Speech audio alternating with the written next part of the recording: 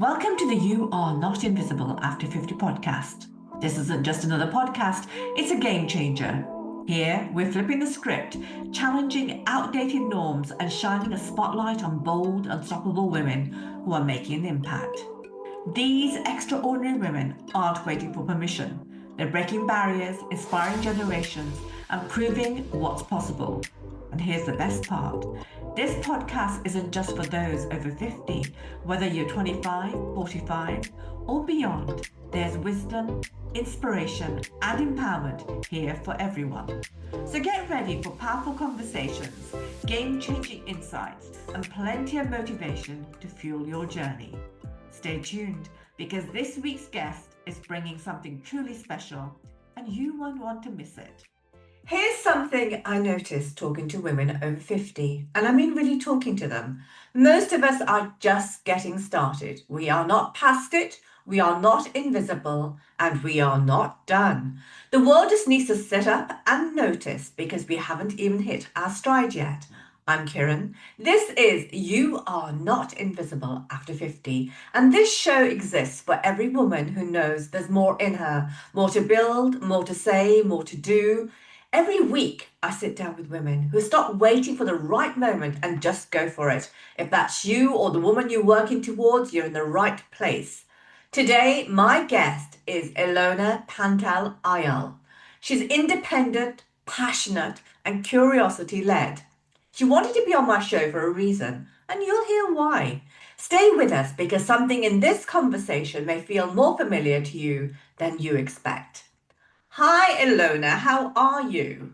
Hi, thank you for having me on the show, first of all, and giving me that opportunity. Thank you to speak to other women or to inspire other women to, be more than themselves with 50 or become more themselves with 50 than before, even. Well, thank you for actually agreeing and wanting to come on this show. So I'm glad that we've got this opportunity to have a chat. So let's move on. Can I get you, first of all, to introduce yourself to our listeners in one line or more of who you are, not your CV, but who you are? Well, I'm Ilona Pantel-Ayal, living in Ibiza. I'm almost 70 years old. Yes, I'm a therapist into healing, holistic healing, and many other holistic approaches. I really feel like every decade of my life has brought a new version of me. Aging hasn't diminished me. It has, deepened my purpose rather than diminished. So, and I don't believe that women become visible with age. I think that society sometimes stopped truly seeing us, but we can choose not to disappear. So. I love that, Ilona. I really do, because I think that's true. We as individuals, I mean, I've spoken to a lot of women on this podcast and outside it, and a lot of them, or a majority of them, have said, I don't feel invisible, but it's what society makes us feel, right? And society decides to see us or not see us. And most of the cases, it doesn't see us. But the fact is, as long as we don't disappear into ourselves and we show up for ourselves and other people, it's really important. And that, of course, is the purpose of all of this. So let's get you. So thank you for, first of all, for saying that. Let's get you to talk about who you are in terms of your past. Let's begin there. In terms of your past, where would you like to start in telling your story and sharing that with our listeners? Well, I'd like to start, people often ask me, how I became a psychotherapist or a fasting guide. Someone is so interested in healing. And, I think the truth is my training began long before university began, even before I was born, I was born in Hanover, Germany, 1956, to parents who were both refugees, in their own country after Second World War. And my father came from one part of Germany and my mother came from another. They carried, these scars, invisible scars of a generation, that, lived through such most devastating, one of the most devastating periods in human history, really. My father had been drafted into a war he wanted no part of. He was completely opposed to that regime. But in those days, personal convictions didn't matter much, did they? History had other, or universe had other plans for him, you know. What fascinates me now is that despite everything he had witnessed, he reinvented himself various times and successfully, you know. Part of his family owned a place called the Zauberhütte, which is the magic hut in Berlin, and a magical world of cabaret, illusion, performance, you know. His dreams were to study engineering in Berlin, but the war interrupted those dreams. And he ended up in Hanover studying electrical engineering because sound engineering didn't exist there. And that's where he actually met my mother. And my mother had her own, quite extraordinary story. She escaped in the middle of the night the Russian zone into the American zone, and eventually ended up in the British zone. She was artistic, beautiful, loved ballroom dancing, had a soprano voice. And they met through a mutual friend. You know, they fell hopelessly in love. And my father wasn't exactly the kind of guy my grandmother had wanted for her daughter, you know, to marry. He was independent, forward-thinking, full of curiosity, difficult to control. And they eloped. You know, they actually traveled to Rothenburg, found two complete strangers on the street to act as witnesses, and got married. And, you know, I've always loved that story. So romantic and wild and full of energy.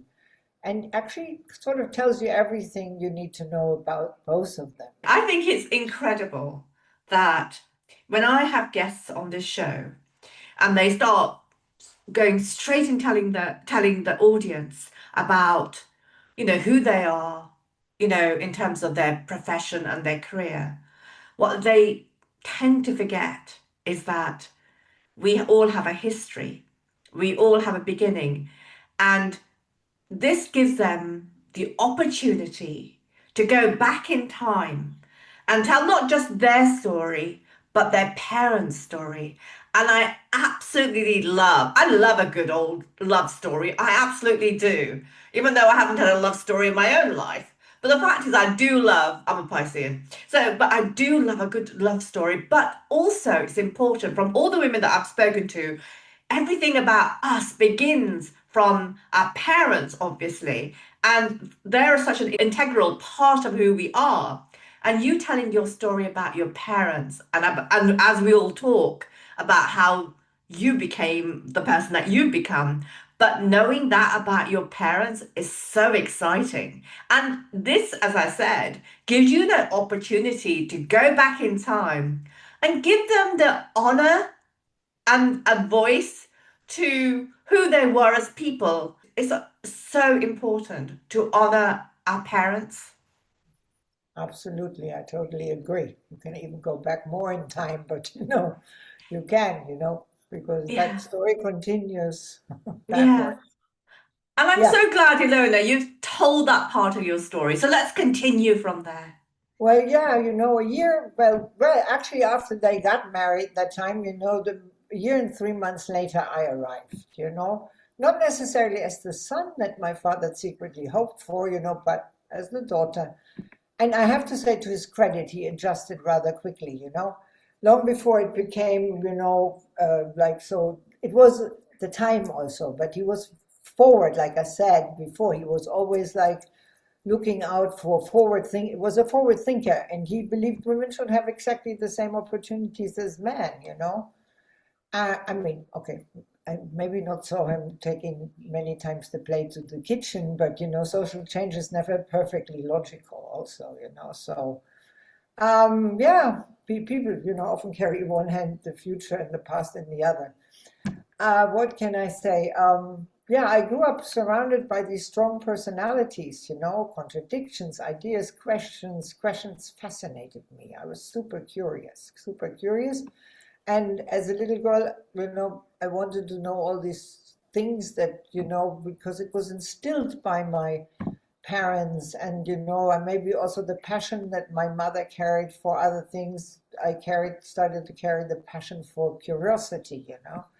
Like, for example, I wanted to know why a poisonous red mushroom with white spots hung on my Christmas tree, as a decoration, when I was already been warned not to touch it, and nobody seemed to particularly interested in answering these questions, but I was, and sometimes they didn't even know. There's another aspect that was very strong in my family. My parents had left the church and I wasn't baptized, because when what happened to them in the war, what happened there, they just decided, no, we don't, it makes no sense. But when the religious education started in school, at the time when I was born in 62, then when I went to school, the Catholic class didn't want me because I wasn't baptized, and the Protestant kindly took me in. There were no school classes like ethnic or anything that replaced religion at the time. It was either Protestant or Catholic, at least.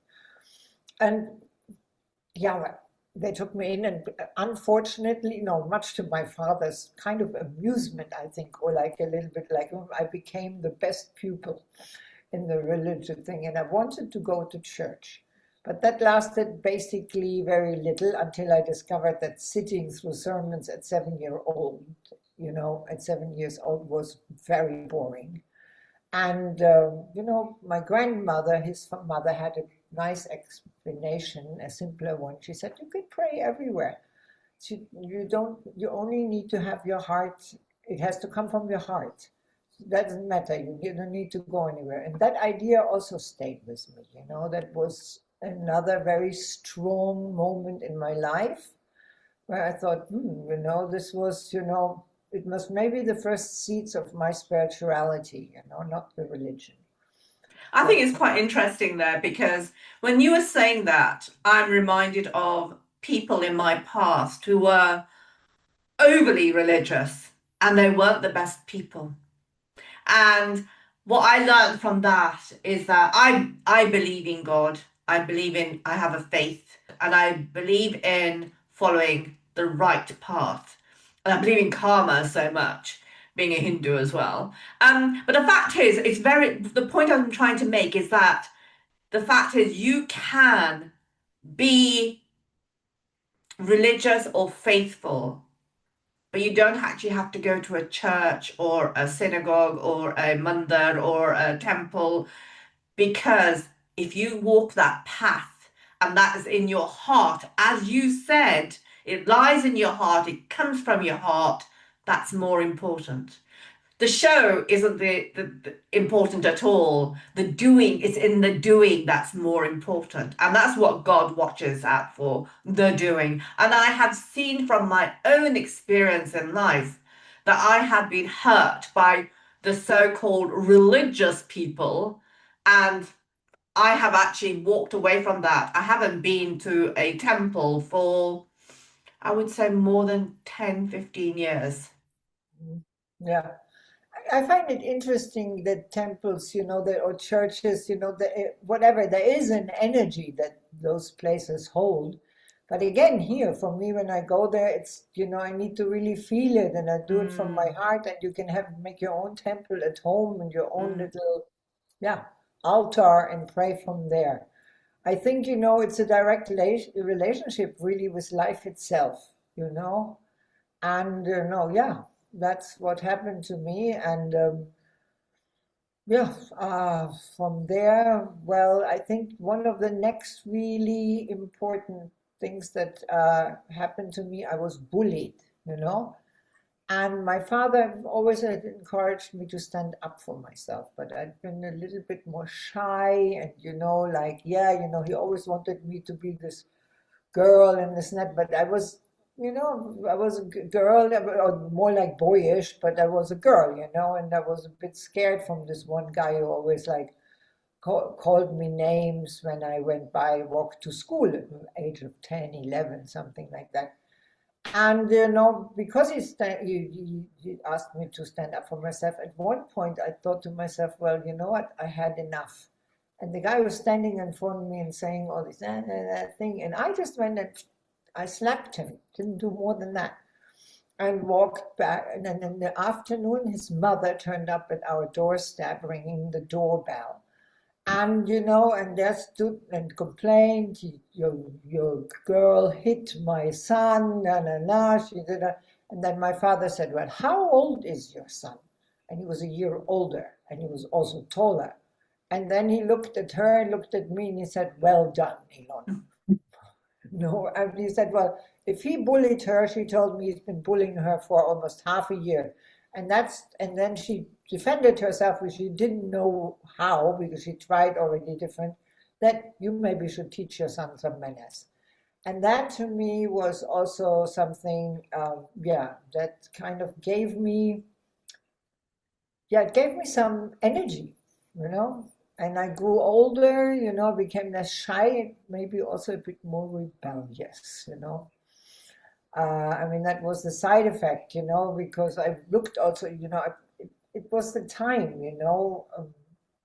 then already we were now talking late 60s, it was revolution all around, I was 12, 13, but I looked a lot older and behaved a lot older. We all wanted to be 16, 17, it was, of course, that time, and we increasingly clashed at home, and actually then I was sent to a boarding school.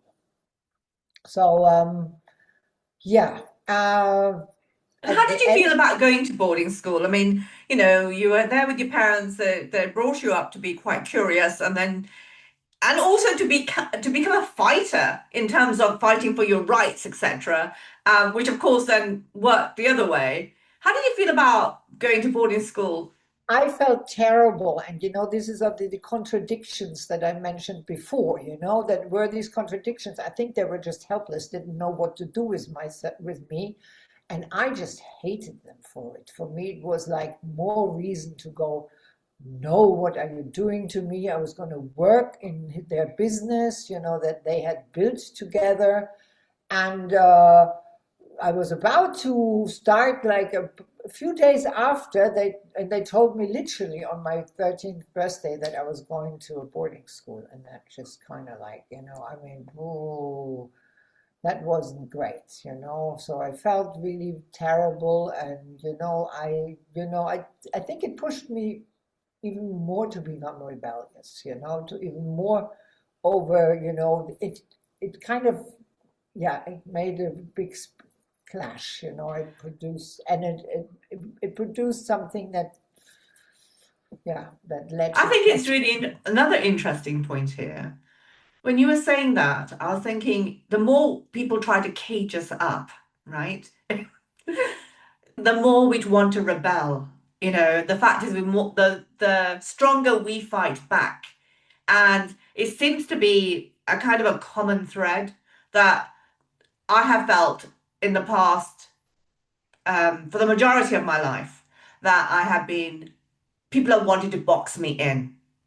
And I've always wanted to be outside the box, right? And now, at this grand old age of 60, I am outside the box. But it's actually interesting, the fact that the more, as I said just a moment ago, the more people want to cage us in, the more we want to push out. And it's interesting, that containment doesn't contain us. It actually makes us more rebellious. Exactly. And exactly this is what happened, because I rebelled so much that at the end of that school year, the head of school suggested to my parents I shouldn't come back. So I was very good at school. So that was also, I went from, so that was good. So then they found the next boarding school, which was in the south of Bavaria, and was mixed. It wasn't an all-girls school. But I almost got expelled there too. Before I almost got expelled there, it was like some invisible hand seemed to intervene, I don't know if it was intuition or my ancestors, probably. That's what I tend to believe more. Or guardian angel, I don't know. But it happened again and again, Sometimes, I don't know. It just happens, and I'm thankful for that because it really happened all through my life at very special moments where things could have gone really wrong, that things turned, something pulled me and I listened, you know. Again, very interesting kind of thought because I have felt the same when I have been at very desperate times, and I mean desperate times.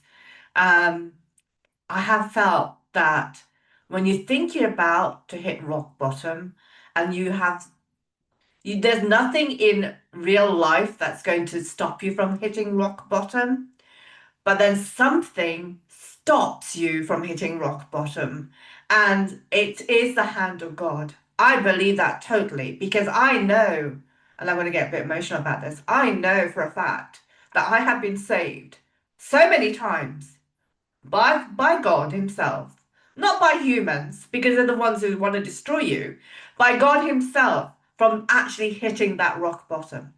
Yeah, yeah, yeah, I hear you, you see. And you know, for me, also at this time now, this was the first, well, maybe not even the first time, not that I'm so aware of other times, you know, but meanwhile, you know, while all this boarding school story was going on the first year in that new boarding school, you know, something, you know, at home was starting to really not go well. My mother began to suffer terribly. You know, she was experiencing a very severe menopause at the time, and little was understood about it then, you know. And the medication that she was giving made it even worse. And, you know, I think, you know, she was actually diagnosed manic depressive then, gave the wrong, definitely a wrong diagnosis at the time. But, you know, some people get so affected by menopause, some women, that it really whips them around. And in those days, you know, there wasn't so much HRT yet on the market, or there weren't, you know, this is the 70s I'm talking, you know. And I watched, you know, this artistic, vibrant woman struggle, you know, in ways nobody around her really understood, you know.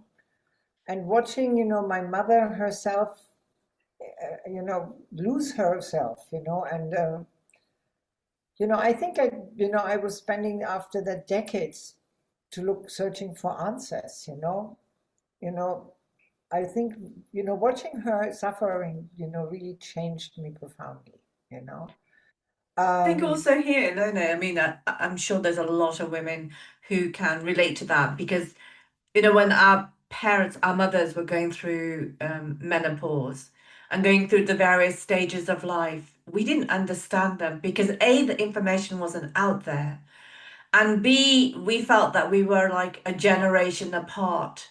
I think one thing that we have to be grateful for, times have changed in terms of the information that's out there and the fact that the generations are closer now than they used to be. There isn't that much of a generation gap. So understanding our mothers, or understanding my daughter understanding me, or your children understanding you, it seems not as hard as it was then, because there, as I've just said, there wasn't the information and we were miles apart. And, seeing them going through such difficult times and realizing that when we're that stage in lives and when we reflect back to that, we think, oh my God, that's what it was, right? yeah, exactly. You know, looking back, and I really think it did so much for me for my later life, you know. Like I'd started to ask the questions, you know, that actually would later define me, you know. Why do people suffer? What happens when people, you know, abandon important parts of themselves, you know? Why do some people heal and others don't, you know? I mean, what else? Yeah, all these kind of questions, you know. Very It's really, defining questions as well, aren't they? you know, I also saw, you know, how much her artistic life, you know, had been sacrificed to building the business. And I thought maybe something there, you know, she suppressed, you know, all this, yeah, the energy that was flowing so freely of her singing, dancing, you know, being, you know, that's what, and suddenly being in this, like, yeah, she was good at what she was doing with the banks, and she was quite hard, like they always said she would make a Moroccan cry with the haggling and stuff like this, but it wasn't really her spirit, or I felt that her spirit was diminished, Yeah, and I mean, yeah, I can relate to that because I believe my mother was the same actually, because she was very artistic, and again, she was put in a difficult situation where she had to make a living. And also the fact that my father was an alcoholic, so that didn't help the situation. And I feel a lot of her was suppressed until really she became a little bit more herself when my father passed away. And it seems very cruel to say that, but that space opened up for her. Um, and until then, she was very suppressed in who she was. And I don't think she would have ever admitted that. Would have, because my parents, she loved my father incredibly. But I don't think she would have ever admitted that in her life. yeah, I completely hear you. And I mean, also we went a similar way with my dad because he couldn't handle my mother being so sick and being so not available anymore. And yeah, I really looked at it. I thought, well, also we saw that she was treated for the symptoms, and I thought, well, maybe healing means something different than just treating the symptoms. Basically, the seed was really planted, at that time, and even though when I finished, came out of the boarding school, I did my Abitur, and I found my mother being diagnosed as manic depressive, or which was called at the time. Now they call it bipolar, but then it was manic depressive, and really seeing her suffering terribly with the depression. My father started drinking. So it was really, I went, whoa, and my brother was younger than me, and he had much more, was much more in the story, which was really sad. But I felt like I needed to, I just couldn't, I said, no, this is, because I was still in this rebellious thing about being in boarding school, being this, there was some sort of resentment in me that kind of said, no, well, now let's go somewhere else, I stayed there first and studied, theater science of theater, prehistoric archaeology, and art history, but not for long. And then I went and took off to London in the winter of 1976 and lived in a squat in Richmond. And my English improved enormously, but not necessarily in the course that I had said I would do. And at that time, I met artists, rebels, dreamers, people living completely outside conventional society, yeah. And I sort of liked it. I thought it was like really cool. And, then came another lesson, which was I fell in love with sort of the wrong guy, and a Czech guy who had later discovered been one of the hijackers of a famous story that young guys from Czech tried to escape communist Czechoslovakia at the time. And today it sounds unbelievable, but I mean, at time it felt like romantic and tragic, complicated, and, so real. And my parents were like pulling their hairs. Another thing came on top of all of that. So the fact that you were in love with a guy who you found out was a hijacker. Yeah. And how did that come about? Well, I met him when I came back to Germany in, I think it was June, July 76. It was the hottest summer, one of the hottest summers in England. And when I left England, and I went with my girlfriend in Germany to this place where we all met, dancing, like a youth place. And I saw the guy, and he looked gorgeous, I thought at the time, and obviously liked me too. And we got together, and only later I found out, But then the guy turned out to be, a bloody nightmare. I'm sorry to say that like that, but it was really terrible. So he'd already been in trouble before you actually met him. Yeah, and basically it broke my heart, that relationship. And Yeah, but one of those things, heartbreaks are often the most effective teachers. Yeah, and with all the things around me, with my parents, with that story, it started to become more and more clear that I wanted to do something different. I wasn't quite there yet, but I mean, um, through this connection with this guy, traveled to Morocco with a girlfriend of another Czech guy. She was married to the other Czech guy. We went to Morocco. On the way back, I fell in love in Barcelona with someone else, but also with the city.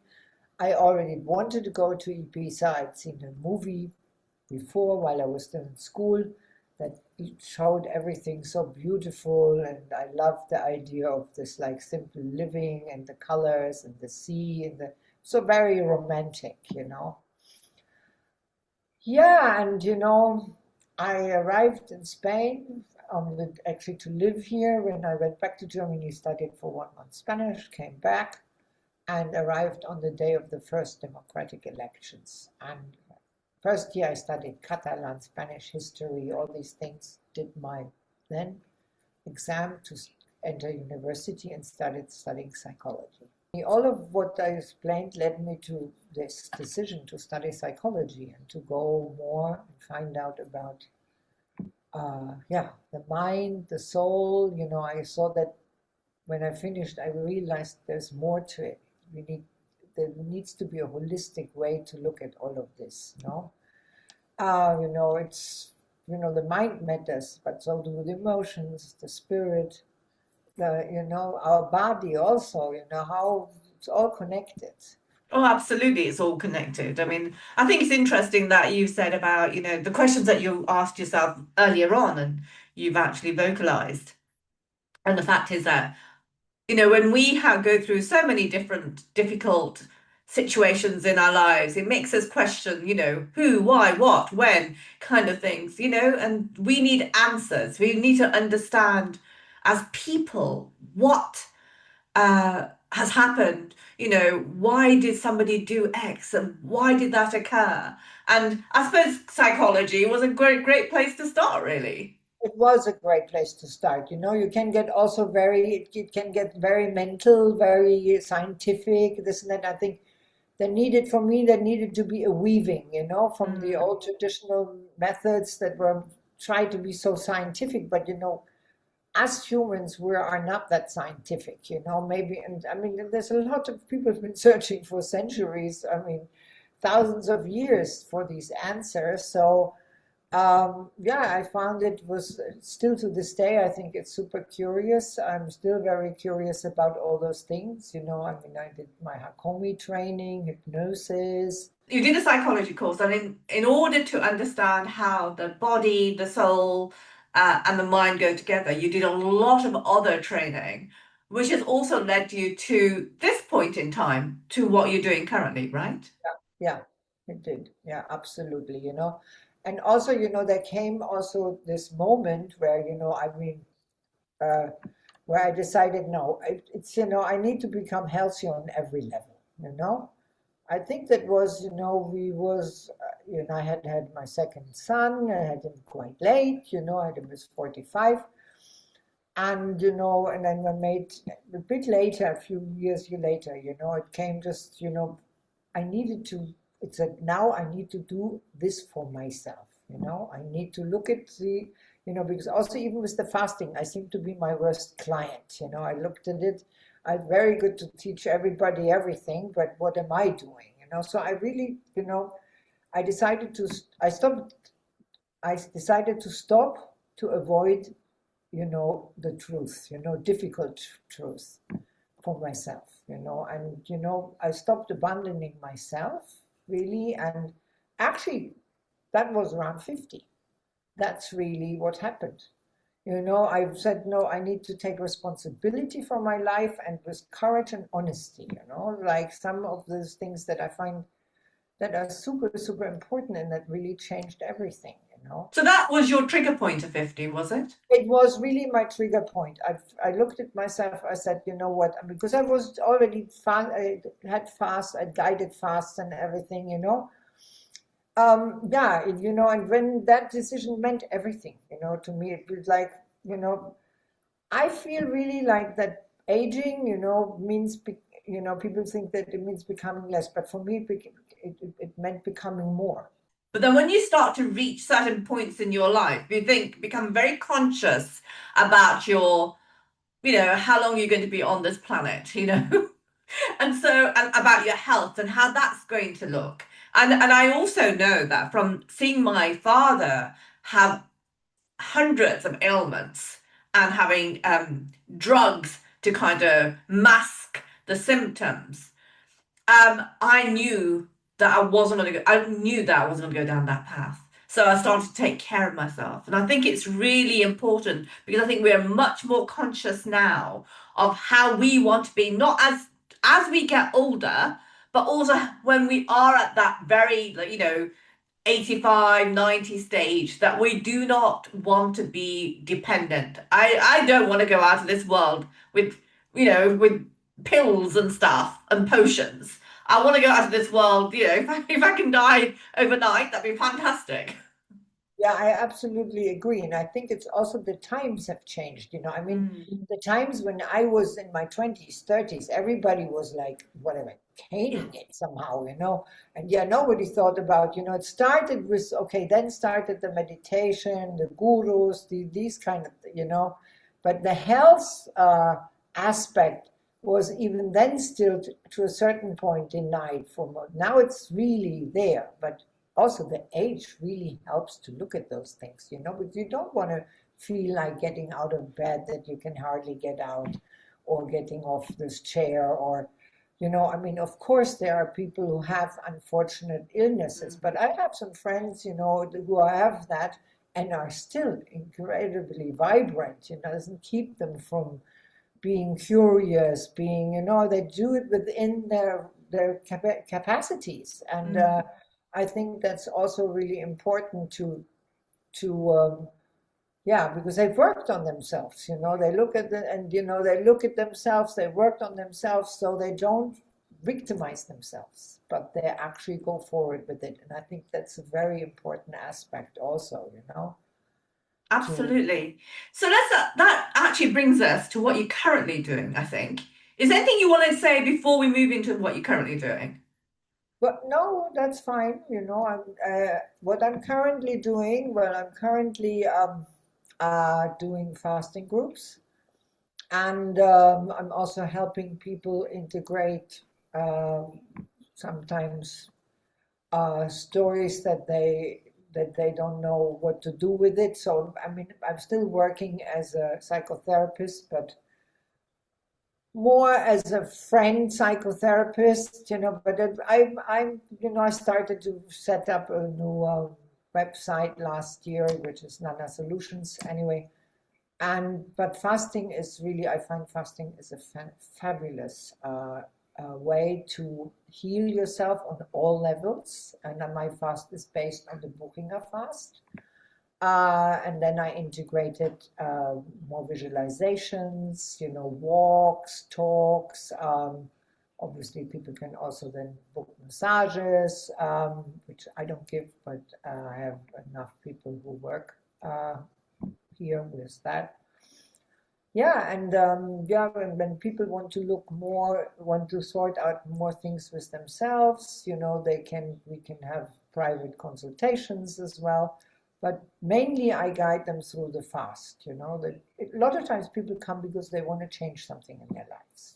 Okay, I'm going to ask you lots of questions here, right? And this is for the benefit of the audience, because when you say you're a fasting guide, the first question would come to me is, who's coming to you? What kind of people come to you? And what do they come with? Well, they come, usually people are coming that I've met a lot of times is women who their children are leaving home, so it's a new part, a new section, a new life starts for them. People who have heard that fasting can help ailments, I mean, I can only take healthy people, so I have a health questionnaire that they have to fill out first, so I can see if they can even take them in. If not, I tell them to go to a fasting clinic. And it's people who, have heard that fasting can help certain ailments and they're not really badly sick. But it's people who are in turning points of their lives, whether they are 30, 40, 50, 60. People hear that menopause, fasting can also help menopause. So a lot of women, menopausal women also count for that. Yeah. I think it's really interesting. Okay, that's one question. The second question I have for you is that if what does fasting give to an individual? What is the result? What is the outcome of that? Well, the result is that you feel more vibrant. You feel, you've left behind a lot of baggage, whether not just weight wise, but also emotionally wise. Also sometimes spiritually you feel more free. It gives you space. It gives you expansion. And for me, to feel if something really is good, when you feel that it feels expansion, you feel the expansion, you can be sure that life says yes somehow, while when it's a contraction, it's a no. But fasting is also, that's why I'm guiding it. There are fasting crises. So, but people feel, they feel better skin, they feel more relaxed, they feel like, more positive about everything It in their seems life. from what you're saying, Ilona, that fasting actually removes all the toxins from your body, mind, and soul. That and that it actually clears out all the grudge, really, the rubbish that is probably that we are holding on to, and it's a time to let Exactly, go. exactly. It helps you, sometimes, it helps you to detox on all the levels. And what we do here is we try to support this process as good. I try to support the process as good as I can and have all these tools and knowledge that you need to make that possible, so that the fasting can become very pleasant and much more, I mean, a pleasant experience. And people that have been here and I mean, I have enough testimonials that are full of those pleasant experiences or descriptions of how actually, how painless the whole story. People are afraid. I'm not going to eat for 5 days. What am I going to do? Oh my God! How can I fill my space? But taking tons of books with them, bringing tons of. I did the same, so I totally understand. But then actually, it goes so fast, and you see, oh my God, I only read half a book or something like this, because it's such a um, rich subject, and there's so much to talk about and tell about. And when you're in a group, also when you fast together, that also invigorates and helps everybody to really stay with it.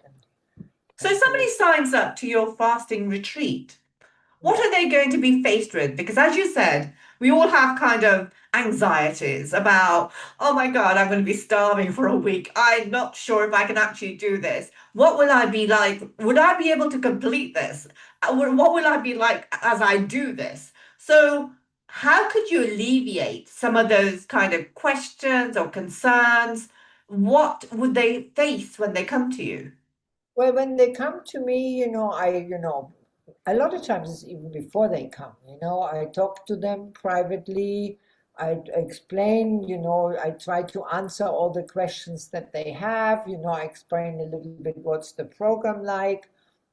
I also explain to them that they can always ask me any question again and again and again, because, when I explain things about the program or about the actual fasting, what's happening while you fast, there's so much information. It's hardly, it's difficult for one person to actually really withhold or understand all the information. So I keep repeating that I happily explain it again and again. And then they also have the physical experience once they're here. I tell them also that we do walks, that we have a lot of talks, that there's a lot of care, because that's what you want to receive when you're fasting. You want to feel safe, and Absolutely. It's a very important part here. Fabulous. So let's go into a commercial break, and when we'll come back, Ilona gets into what she's building next. So don't go anywhere. Listen up, ladies. At You Are Not Invisible After 50, our mission is clear: to empower, uplift, and celebrate all women, regardless of your background, culture, or journey. This is your time to shine.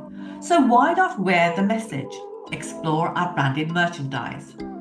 Own your power by joining our transformative training courses, or stay inspired by following us on social media for exciting new releases. But that's not all. We want to hear from you. Have you reinvented yourself after 50? Overcome challenges? Refuse to be invisible? Your story matters. DM us on Instagram or visit www.youarenotinvisibleafter50.com to share your journey. Shop, learn, connect, inspire, and change the game. Want to know more about the woman behind the movement? Find me, Kiran Kumar, at www.iamkirankumar.com or on Instagram. We can't wait to connect with you. Ilona, we talked about the fasting, and you said before we went to a commercial break that you would want to see where all of this could also go to and what else you could add into it. Tell me about that. What are the things that you're curious about at this moment in time? At this moment in time, I'm very actually curious about meditation.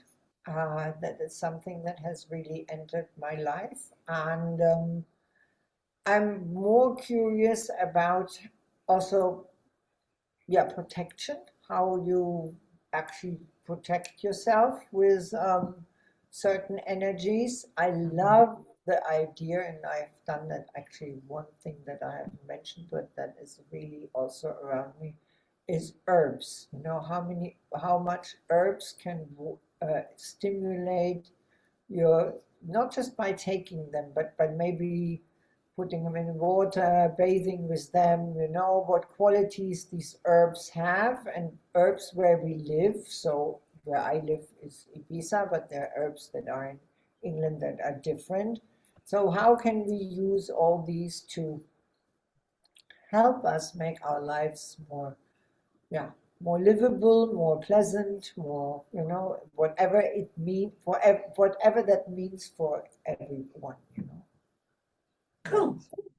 Fantastic. There seems to be a lot there for you to get your fingers and thoughts into, really. Okay, cool. Right, let's go on to the tips, the bonus part of the podcast. What 5 tips would you give to anyone that's under 50? What would you say to them? Well, I would say to them, don't abandon your dreams. Don't abandon your intuition.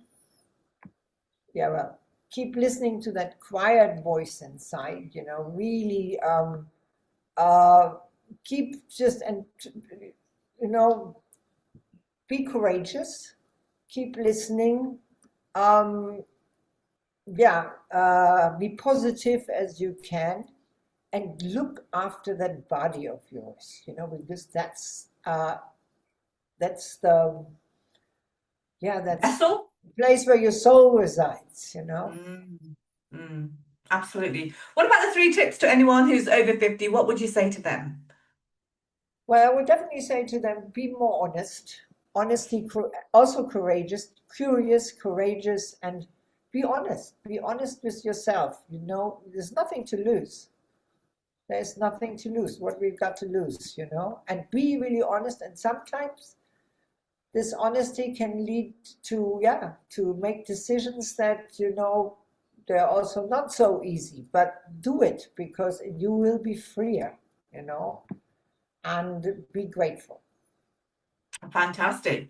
Right, now give me 3 words that we can use for people to access your podcast episode? Curiosity, honesty, and go for it. That's a couple of words, but we'll go for it anyway. I like that because that's slightly different. Okay, what would you want people to take away from this conversation once they've listened to it? We all have our past, and we all have energy stuck in the past. And, there's always, I think there's a lot to find always in the past. But to look at this with honesty and say, okay, how can I get that energy that's stuck back there and make it available for me now? Because that is a fantastic thing to do, and it really shows when you do it. And don't be scared. Go for it. Absolutely. Be the person that you want to be today, really, is it, really? Absolutely. Ilona, all I can say is thank you for this episode and thank you for being on the podcast. What I love from you today is your journey from your parents to who you are now, and the fact that it's all been curiosity led. That is so true. Well, thank you for having me. I enjoyed meeting you, and I think it's a fabulous podcast. Thank you. Oh, bless you. Thank you very much for that. Thank you for tuning in to the You Are Not Invisible After 50 podcast. Are you feeling inspired by today's incredible guest? Well, don't stop there. Follow us on Apple Podcasts or Spotify for more powerful stories of reinvention. Subscribe, rate and leave a comment, and most importantly, share this podcast with every woman who needs to hear it. Together, we're proving that life after 50 isn't about fading away. It's about rising, thriving, and making an impact. And do you want to be part of this sisterhood? Why not share your story? Your journey could inspire thousands. DM us on Instagram or visit www.youarenotinvisibleafter50.com. We want to hear from you. And are you looking for more? Check out all our products and services on www.youarenotinvisibleafter50.com and connect with us on Instagram, Facebook, LinkedIn, TikTok, and YouTube, because this movement is only getting louder. And always remember, life doesn't end at 50, it's just the beginning. We look forward to you connecting with us. Thank you.